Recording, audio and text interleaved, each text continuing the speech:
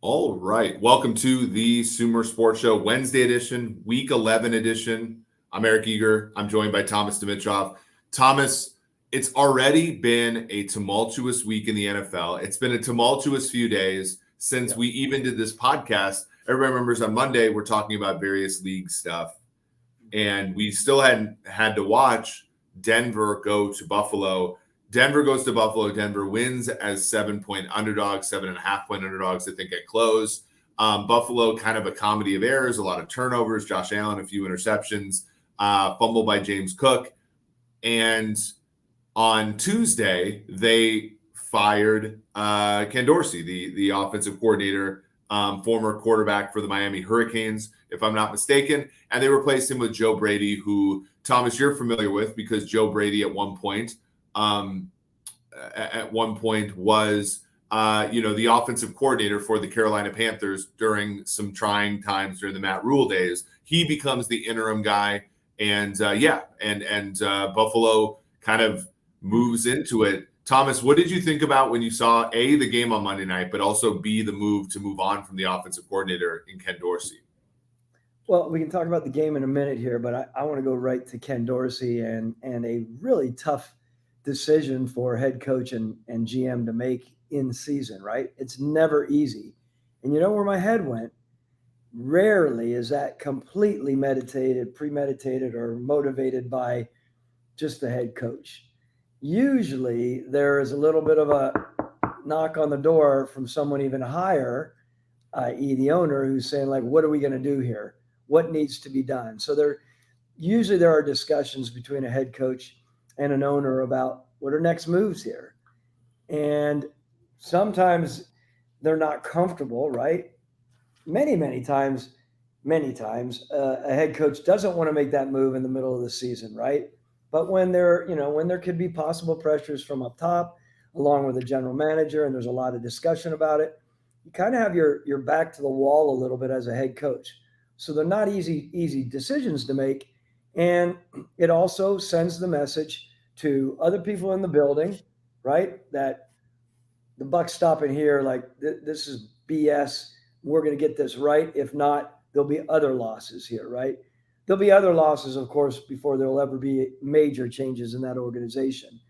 But, it's so funny because on Monday we were talking about Belichick and how where could he possibly go if it were to end in New England, and I thought, like, honestly, if you think about the sort of composition, like Buffalo would be a great job if it wasn't in the same division. We do know that Bill Parcells was traded within the division from New England to the Jets in 1997, but like that would be rare.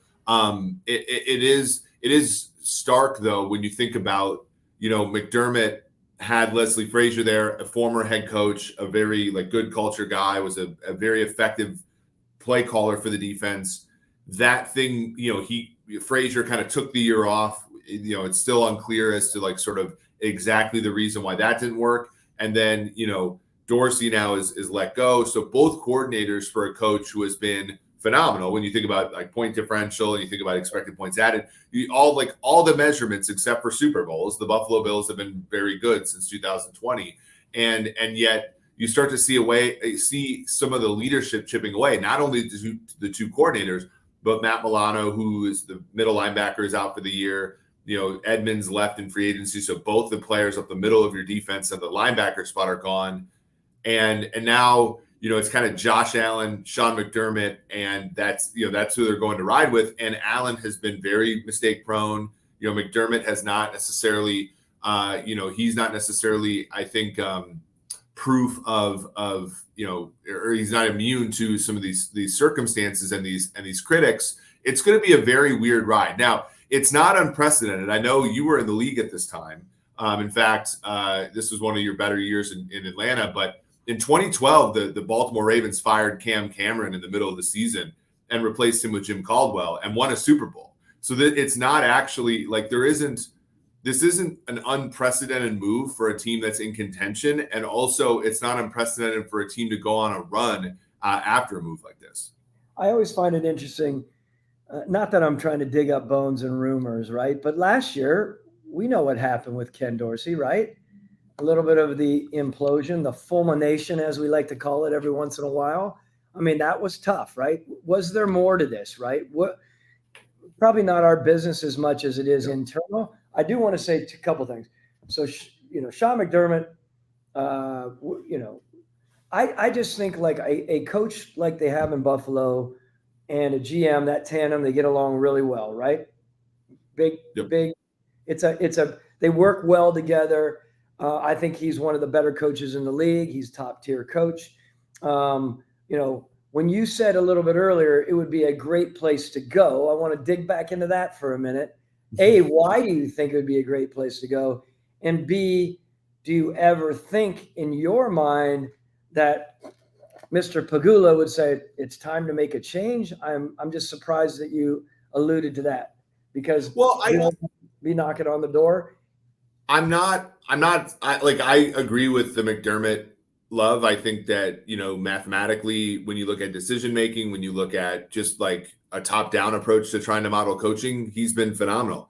But that doesn't necessarily mean, and again, you and I are pretty good about telling the truth on this show without talking shit about people. Like there's a real art to that. But I made this tweet yesterday. I said, this entire season, I've thought that the Bills were the 2006, the Dungy Colts, where they were close. And once people started to write them off, they won a Super Bowl. Are they not the Dungy Bucks instead? Where, Dungy takes over the Bucks in 96.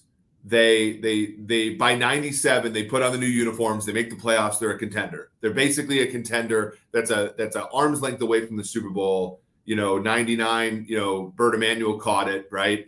2002 was the Rondé Barber pick six, but that was after losing to Philly the previous year.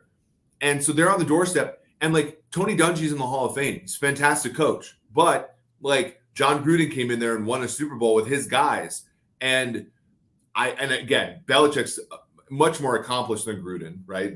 We're not breaking ground there, but what is to say, you look at that formula and you're saying, it's not that McDermott's a bad coach. It's what if there just needs to be a new voice? And there's precedent for that in the NFL. Now, are they going through the steps? Yes. There's precedent for getting rid of an offensive coordinator, putting another guy in, and who has experience. Now, Jim Caldwell had much more experience than Joe Brady does, but it's still something where okay, let's try this out. If this doesn't work, okay, we maybe have to think about something more drastic. But I think that, the Belichick thing has precedent in history, Parcells and Gruden and, a lot of these really good coaches, Andy Reid, have been put in places in a second stanza of their career on ready-made teams that are championship caliber and have put them over the top.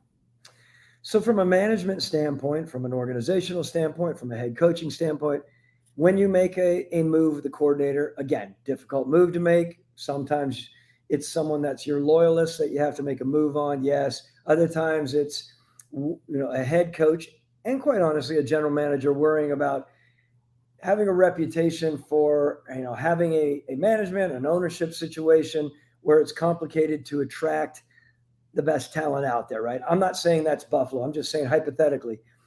As head coach and GM, we think about that when we start firing coaches in the middle of the season. Is it opening up Pandora's box? Is it the next step that's expected here, right? Okay, it's a coordinator. Next time things go awry, is Mr. Pagula hypothetically going to be knocking on someone's door, i.e. Sean's or Brandon's, and saying, hey, what's the next move here? We need another move. And then does it become a little bit of the next step and the next step? So it is dicey. You have to do it. I get it, but you just don't want it to be a situation. And as a head coach, for sure, you don't want to think anytime that an owner hypothetically is asking you to make a big time move like that you do it, right? You want to fight back, but then you know that it is a train set. So you have to make these moves. And then you walk down the hall and you have coaches who are supposed to not be distracted. They're worrying, i.e. special teams coach, am I on my way out too? Something is because we had 12 guys on the field on the last. by the way, take an opportunity to listen to Mike Florio about that, like just going off on a team not being able to figure out 12. Now, there are many reasons for that, but my point is it starts this snowball effect of insecurities and question marks within a building. Sometimes it's good. Business people often are good with that, right? Sport can be a little bit funky because you need momentum, you need to stay high, you need to be morale building, and now you have people looking over their shoulders. So it's got its positives and it's got its concerns. I want to keep on that, Mark. Yeah, like you're right. I think that the one thing that you have to ask, because like obviously you've been a part of this when you had to let go of Mike Smith and go with Dan Quinn. And what I thought was interesting about those Falcon days is you did so, and this is part of why I think you may have to consider acting on the McDermott thing, is you did so before anybody on your roster started being like, I'm one out of here. Like I need to get, like you think about Stephon Diggs's brother tweeting out like, we need to get this guy out of here. Josh Allen was nothing before, Stephon got here and all this kind of stuff. And like, not that, Diggs has done this a bunch of times, right? There's no, he did it in Minnesota a long time before he got traded. And then he's done it sometimes in Buffalo, but there is an element of, if you don't make a change up top, sometimes you're going to lose some of the 53. That is the reason that you're even have those expectations in the first place, right? And so, like when you were in Atlanta, like that 2014 team, like you lost a big game at the end of the season, didn't get the division, but like you still had some good cornerstone players on your team when you made the switch, to Dan, right? And so you guys were in the Super Bowl 2 years later because you didn't have to completely rebuild. And I think that that's like what you run into if you don't, like, I think some people think like, well, you need continuity, but I think like if you don't make a change sometimes it could affect the other 53 if there truly is that kind of like tension. Now, we don't know that tension exists in Buffalo, but you have Von Miller, you have Stephon Diggs, you have Josh Allen, you have guys who, Mitch, you have guys who legitimately want to win Super Bowls.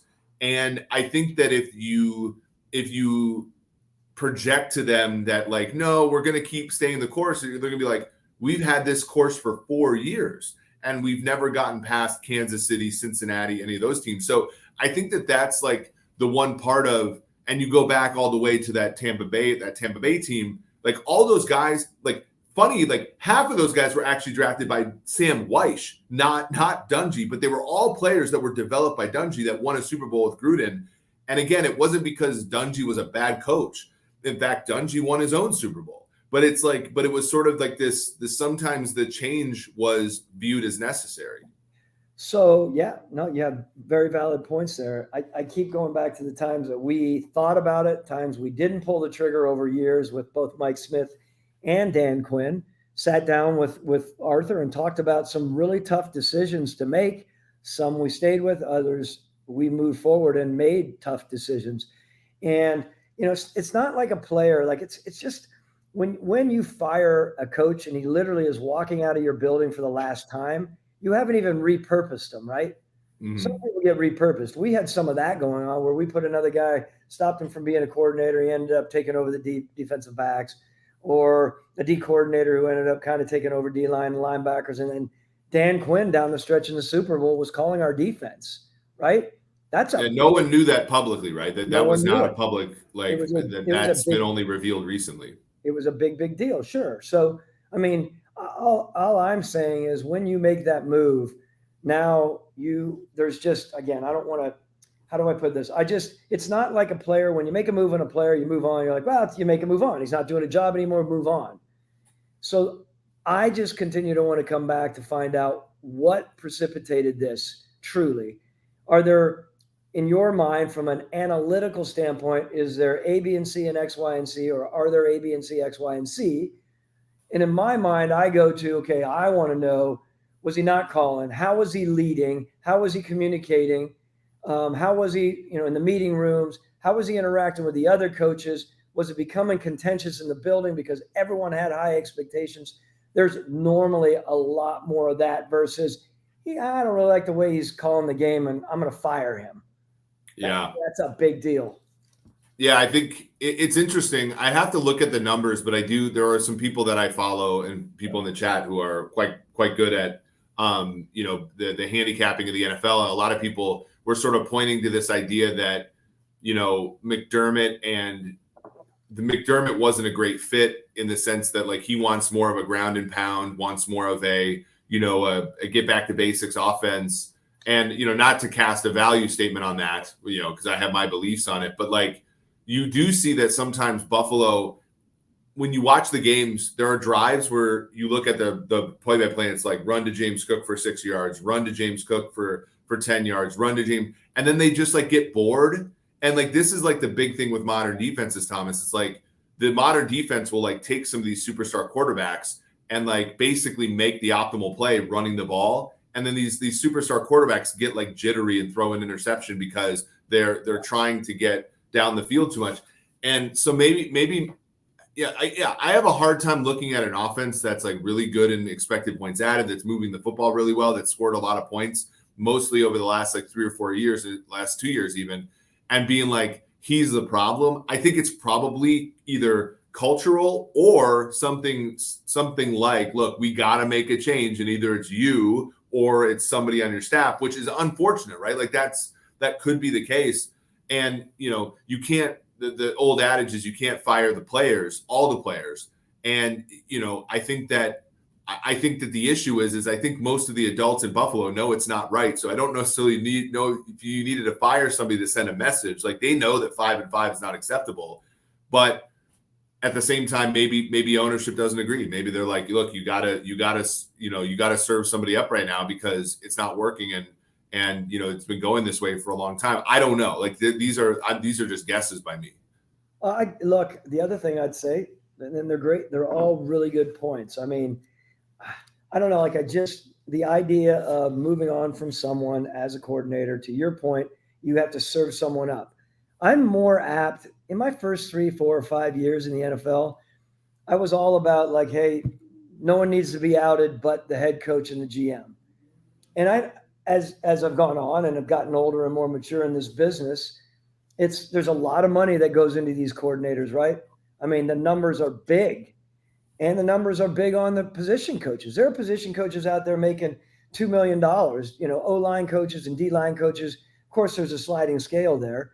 So they're so much more accountable than they ever were. And a coordinator, an offensive coordinator, I don't know, what Dorsey was making, but suffice it to say that coordinators could be making between, I don't know, $2 million and $4 million, or even $5 million maybe, because I know what some of the big D coordinators are making as well. So all of a sudden, is that person supposed to be able to be tucked away and we got to protect him? Like, let's go back here a minute. We were talking yesterday, coming back from Morehouse. By the way, we did a great meeting with some Morehouse kids last night. And my guy here, Eric, after I brought up a really cool video on halftime with Bobby Knight, he brings up the former head coach of the Minnesota Vikings. And he was, I'll let you talk about it. He was defending the offensive coordinator, Schnelker, right? Is that his name? Yeah, Bob Schnelker. So yeah, if you're a football fan, it behooves you to watch this clip because it's one of the best. It's one of the best post-game coaching rants that you'll ever see. But the backdrop of this, and Tom, the Vikings won it. This was the year the Vikings traded for Herschel Walker. They were a Super Bowl favorite, and they were struggling on offense after trading for Walker. So there's clearly a lot of frustration. In a game against the Los Angeles Rams, they won 23-21 in a game in overtime where they blocked a punt and got a safety. They scored their 21 points through 7 field goals, not 3 touchdowns. So you can imagine the crowd was pissed every time they go 70 yards and they'd have to kick a field goal. The other funny story is their kicker was one of those guys that didn't wear a shoe. So this barefooted, like little soccer players going out and kicking 7 field goals. So the crowd's like pissed because they traded all this money, all this stuff for Herschel Walker. It's not producing. And so they're all going after Bob Schnelker. And what's really funny is, among a lot of other things in that, is he just goes on this swearing tirade about how the fans are stupid and how you guys are dumb for criticizing him. And I think the funniest part, and it's epic. Like, don't watch it if you have young kids because there's a lot of swearing and stuff. But the I think the funniest part about this is Bob Schnelker didn't last that much longer in Minnesota after that rant. So like Jerry Burns stands up for him. That team finishes 10-6. You can ask how I know all this nonsense, but like they finish 10-6. They lose in the first round of the playoffs. And then they bring in Tom Moore, the one that took Peyton Manning. So they were very clearly like they brought in Tom Moore and Mark Trestman, two future like very good offensive coordinators in the NFL, and they replaced Snelker. Like it's funny, but the coach goes to bat and swears up a storm with all these reporters, and then he turns around and makes the move, right? Like not all that much deeper into the whole thing, and it just shows you exactly what we're talking about, Thomas. Well, that's where I was going with it, and you did a good job explaining it. I wish that we could pull it up on here, even for a couple, just his personality. And the reason I'll post it on Twitter with the show notes so that people who go to us on Twitter can also see the hilariousness of Bob Schnelker. My point is Jerry Burns. Jerry Burns. My point on that is old school was defending like crazy. Remember, Bob Schnelker was probably making $75,000 a year, not $2, $3, $4, $5 million a year. Yep. Today's world, you're hung out there. I mean, a GM back in the day used to be tucked behind the head coach and would survive 3, 4, 5 head coaches. In today's world, our general managers out there making $4, $5, $6 million a year, which is very different. So you better damn well believe that those owners are saying, no, man, you can't get it done. Your ass is going to be out there in front of everyone. And if we fire you, we fire you. Good luck on your neck. They're not feeling bad about it anymore. But it's also, and we talked about this on a previous pod. It was a little bit controversial, but I'm going to bring it up a little bit. The other part is the business of the NFL is different, right? When you think about like who you came up with, the Piolis and the Savages and the Schwartzes, and then like you kind of move through, and you guys are all independent of what's happened in your careers. You guys are all still like pretty close. You guys can all kind of like, ask people for favors, right? Like that, and that's awesome. And that's how, I'm not trying to sound like a boomer, but that's like how it used to be, right? People protected themselves. Jerry Burns was the offensive coordinator for Bud Grant for like 25 years, right? And then Bob Schnelker was, and they're all like in this fraternity type of thing. But now you have some of these kind of like, and I mean, like they're more like arranged marriages type of thing. Joe Brady was the best thing since sliced bread when he was at LSU, when Joe Burrow, Justin Jefferson, Jamar Chase, Clyde Edwards-Helaire, they're setting records, right? He goes to Carolina. He's not a Matt Rule guy, right? He was never but he goes there because there's input, right? And he might not have gotten to choose his entire staff. And so when things went pear-shaped with Sam Darnold a year and a half later, they fire Joe Brady, right? And to your point, it's because he's not one of their, like, there's also an element of like the community that's not necessarily there anymore, right? I mean, that I think is apparent. That's exactly right. That was my point in the end. Look, we're just a different generation now, so much more involved in this. So when someone is outed, they're outed. That's why I was alluding to the fact that a special teams coach back in the day was rarely called out. It might have been called out by the media, but team wouldn't. Head coach would defend them till the end. I don't think that's happening anymore today. It's a different world. I'm not saying it's right. I don't know if it's wrong. I am saying the money involved in all of this dictates the direction that we're going as we make big time moves like this during the middle of the season. Before we move on, this is a really good question. And this is actually from LinkedIn. You can watch this on LinkedIn. Dylan Kramer, with EPA already so high in Buffalo, what do you expect to change in the offense with Brady? I don't actually think the Bills will be any more efficient on offense. They've been plenty efficient. In fact, if you had to guess, I would say that they would probably regress.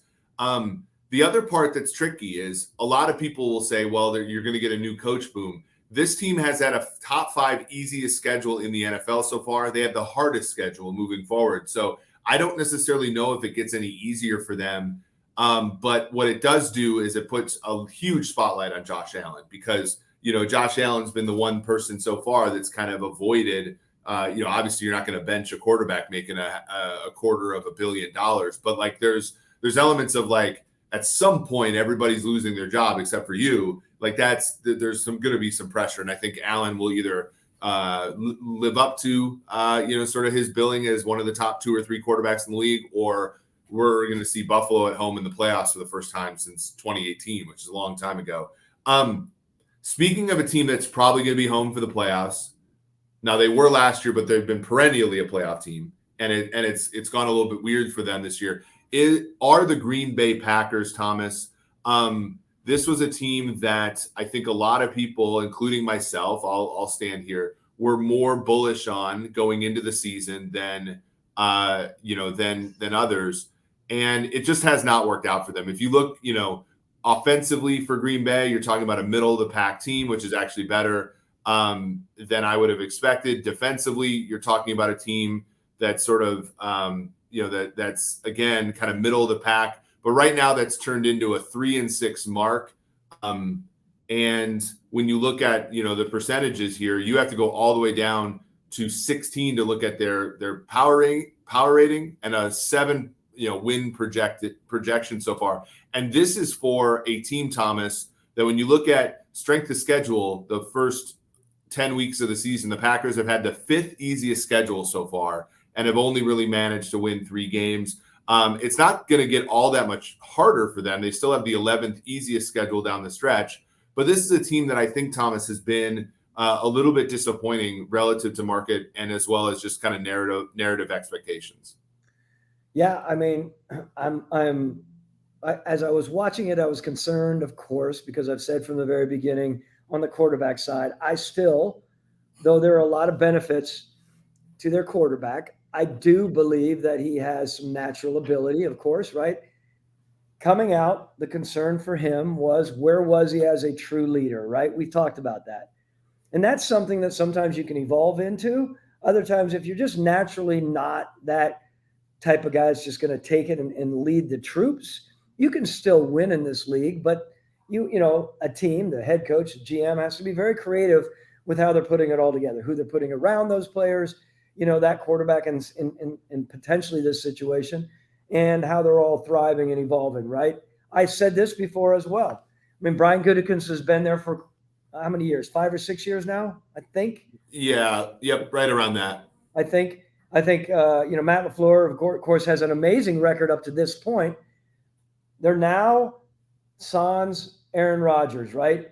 Things start looking very different now, which is a big deal. Just like Bill got ostracized or scrutinized, for, how things were going to go. And everyone's saying, okay, let's see how these guys do in this world when they lose Tom Brady, right? So people were doing their judgment. Everyone, right, wrong, or not right or wrong, people are looking at what's going on in Green Bay and how they're building and what they did in the big moves, right? This isn't just about the 4th, 5th, or 6th rounder that you hit on. I am steadfast in this league. Owners, general managers, as you're being judged, it is about the big moves you make across your career. I'm talking about quarterback moves. I'm talking about trades. I'm talking about firings. I'm talking about hirings. I'm talking about, I'm just talking about legitimate creativity to how you're building your team. That is a big, big deal, right? So right now, Green Bay is in a spot where everyone's watching closely, right? They have a community-owned organization, right? We know that. Mark Murphy is a very rabid fan base, although their stadium was pretty empty the other day. But yeah. Yeah. And we have Mark Murphy, who's the guy who's ultimately going to make decisions on anything that's changing. I am not saying in any way there should be a change there. I'm just saying now the clock really starts ticking for Matt. And it has been ticking all along for Brian Gutekunst for other reasons, right? That's just the way it is. So watch closely as this starts to unveil in my mind. If they continue to lose, it gets, my line, it gets a lot more dusty. And what do they do to clean it up? And do you happen to have their draft picks in front of you? Because you and I are on such the same wavelength. I was literally pulling it up on Pro Football Reference.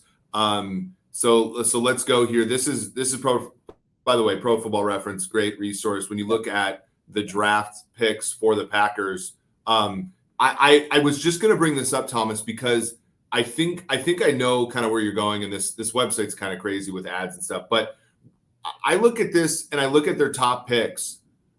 Lucas Van Ness is kind of a complimentary player. Luke Musgrave, Jaden Reed are both complimentary players. Quay Walker, Devontae Wyatt. Now, they wanted to hit on Christian Watson. But again, you're talking about a guy from a Division 1AA, FCS school. There are 3 complimentary players. Complimentary players in 2021, a DB and a center. You finally get down to Jordan Love, but even in the Jordan Love year, backup running back, backup tight end, like linemen who I think that they want to be starters but aren't necessarily like blue chip type players. And even going back to like 2019 with Rashawn Gary. Rashawn Gary was drafted. Now he's a wonderful player now, but he was drafted to be a backup. When I look at these drafts, I'm just not seeing I'm not seeing the Julio Joneses. I'm not seeing like the big swings on true difference makers. And I think that like people look at those drafts, Thomas, and they say, okay, these are great foundation building drafts. But that only is true when you have the stud quarterback and the stud wide receiver in Devontae Adams and the stud corner like Jared Alexander. Like once you have those pillars, like these drafts make sense. But once you take away the true like difference making pillar type player, then all these players are kind of like playing out of position as trying to be superstars on this team. Yeah, you used a word there that I don't necessarily agree with. No offense, Brian Gutekunst, because I've said this before. Brian knows how to evaluate. I mean, he's been in the draft rooms, scouting rooms for years and years. And I do believe that there's another part to being a GM, right? It's not just evaluating players. It's how you maneuver with your head coach, how you're maneuvering with the personalities, as you bring them in. I don't think these are great developing drafts. I think they're sound drafts with a mode and a means that Brian took over from, Ted Thompson, who ran the organization in a certain way. And I'm sure there are certain things that he pulled with him. Other things, of course, he didn't. That's up to Brian in that way. Just like Matt LaFleur, he's got to coach the players in a certain way as well. It's just, I guess my thought on it, you're going to run as your quarterback runs. And, this is the first year that he's got, he's at the helm, right? So what does Mark Murphy and co do when they start thinking about moves and decisions, i.e. coordinators? Let's just stay there. Let's not even go to head coaches and general managers. What are they going to do after this season? where's Matt LaFleur on this? And where does he make that's the thing. I think LaFleur continues. Like again, it's all these things I'm sorry. Where I don't want to make sure. Then I'll give it over to you. Where is Matt LaFleur going with his group? Right, that group is a tight knit group. Right, I know that coaching group. They had a lot of good friends in their groups. They trusted each other. Now it comes to potentially a hard decision for him if Mark and again board says like you got to make a move or we got other things to do. Right. Once again, complicated. Yeah, I'm looking a little bit at their sort of coaching staff, and it's interesting because, again, like you said it perfectly. You go as your quarterback goes.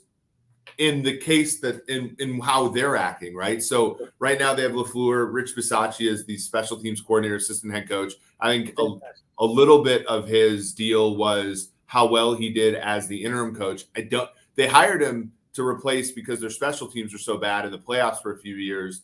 But I don't necessarily know if that's improved. I think Bisaccia is more of like a leader than he is maybe a tactician special teams wise. But you look at like offensive coordinator, you look, Adam Stanovich. Okay, well, Getsy was the quarterback coach. He went to be the offensive coordinator for the Bears. Hackett was the offensive coordinator. Then he goes to Denver and New York. Like there's been turnover there. Tom Clements was a offensive coordinator, quarterbacks coach for Mike McCarthy. Now he's there. And again, like he wasn't the greatest. He was a good supporting guy for McCarthy, but there was a year where they tried to let him call plays. And then halfway through the year, McCarthy had to take over play calling because he wasn't suited for that. And then you look at the defensive side, and then that is where you have seen the loyalty, which with Barry being there the whole time. But I think unfortunately it's mostly been because that defense has sort of underachieved relative expectations. And so there's not been the head coaching like interest for Joe Barry, even though that defense has kind of been vanilla and run the same thing. So when I look at that staff, I'm thinking LaFleur had some pretty good guys next to him, helping him out, especially on offense. Those guys are gone. And then in addition to that, you lose the quarterback, who is kind of the drive. He's the whole car, right? And so when that happens, it's just going to be different. Like the team like the 49ers, when you go top 5 pick with Bosa, top guy like Debo, top guy like Ayuk, and you just continue to throw hugely talented players at premium positions on your roster, then maybe Brock Purdy's good enough. And maybe it'll all work. And maybe that's what they were thinking about with Love. But the missing ingredient for the Packers, unfortunately, was the high end, the high endness of anything else on their roster besides Rodgers, especially after they traded Adams to the Raiders. It was just, to me, it's like, I don't think anything that the Packers have right now is objectionable. It's just that the sum of it is not enough right now. And then let's circle back around. When we start defending Brian and Matt, as GM and head coach, they were in a sticky situation. They rode the tail for sure in the right way. We all would have done that. That's not derogatory. A quarterback who is one of the best that we've seen play around, right? He's got unbelievable talent, and he's complicated. We've talked about that. I oftentimes during all of that, I would put myself in Brian's shoes as a general manager of a team like that. And I'm thinking, wow, when you're dealing with someone with that strong of a personality, of course, Matt Ryan had a strong personality, but a very different personality, right? You get people in the building and there's a lot of loyalty going on in the building. And then you as a general manager have to be very cognizant, and you have to have people with a keen eye in that building, letting as a general manager, how is it really folding here, unfolding and folding? Like what's going on in the locker room? Where are the eyes being rolled? Where are the question marks? And then does that play into, how much of a true leader is Jordan Love? And do we have what we need after Aaron Rodgers leaves? Do we have any leadership? I mean, not any, that's ridiculous. Do we have 5? Is it adequate? Is it 4? I mean, Jordan Love is the oldest position player that the Packers have, other than I think Aaron Jones. So and that guy started, he's just now starting his first games. This is, there are aspects of that. Like somebody, Kurt Benkert, who played quarterback for Green Bay for us and also played in Atlanta for a little bit. He was saying everything that Jordan Love learned from Aaron Rodgers was happening when Devontae Adams was the security blanket. And now you get in there and you're back there and everybody's less experienced than you are even. And it is tough. And I think, and again, I don't necessarily think that any one move has led the Packers to this other than Rodgers, but Rodgers tipped their hand. He wasn't playing well. That's why they drafted Jordan Love. Then he started playing like an MVP, and then you're kind of stuck, right? This isn't something where I'm going to give them a ton of criticism, because I think they acted rationally at every point in time. Things just changed enough where it gave them a tough deck of cards to deal with. But it is right now, it just feels like they're kind of stuck. They're stuck until, and somebody asked, the question about, will be interesting to see Green Bay's draft process now with a top 7 pick. Yeah, they haven't had a top 10 pick since I think AJ Hawk. And that's way back in the day. And so, it's gonna really be interesting to see how they rebound from this. We do have to go soon. We were going to talk about Will Levis. We'll talk about him next Wednesday. Hopefully, now that he gets a little game. He was playing good, then he played bad on Sunday. Hopefully, we see a little bit more of the roller coaster on the in coming weeks here for Levis. But this has been a good show. I think it's always fun to get your opinion on things like what happened in Buffalo, because I think a lot of people really want to know, what does this mean? Where are they going to go from here? Does it, and I think a lot of people in Buffalo are left with more questions than answers after this. So a very interesting topic. Thomas, do you have anything to add before we take off and call it a day? No, I want to know where you are finishing up. Last thing on Green Bay, where do you think Jordan Love is? I asked you the other day, point blank, on a quarterback, and do you think he's a top 20 quarterback? I think Jordan Love's a top 20 quarterback. I would not give him. I would not give him a second contract after this, though. I just think it's way too hard to build a roster around a midline quarterback who's making Daniel Jones kind of money. Well, there you go. You know, like I just where, you know, if he fails, right, like Daniel Jones has so far, you're stuck, right? It's just really hard. And so, like, I think you're just better off. Like Michael said, you might have a top 7 pick. You can go in and just, you know, keep taking shots at the position. I know Green Bay fans hate that because their whole thing for the last 30 years has been get young guys in the building, and the Aaron Brookses and the Matt Hasselbecks and the Ty Detmers and all that, like Aaron Rodgers, they all backup quarterbacks all ended up being useful. And so their prior on how well Jordan Love will be is a little different, but it's just a bad gamble to take a kind of midliner quarterback, to use your phrase, and back up the truck and pay him that much money. Good response. Thank you. I like it. Awesome. Well, now that I passed that test, we'll pass on to the next test of the day, which will be more meetings, which are always fun. It's been a great day. It's always fun to talk football with you, Thomas. It's always fun to hear you guys' reactions in the chat. By the way, who said this? Very difficult says, hopefully not banned from this chat. We will not ban people from the chat unless you are like a porn bot or something. We will not ban you from the chat. So for Thomas Dimitroff, for Eric Eager, this has been the Sumer Sports Show.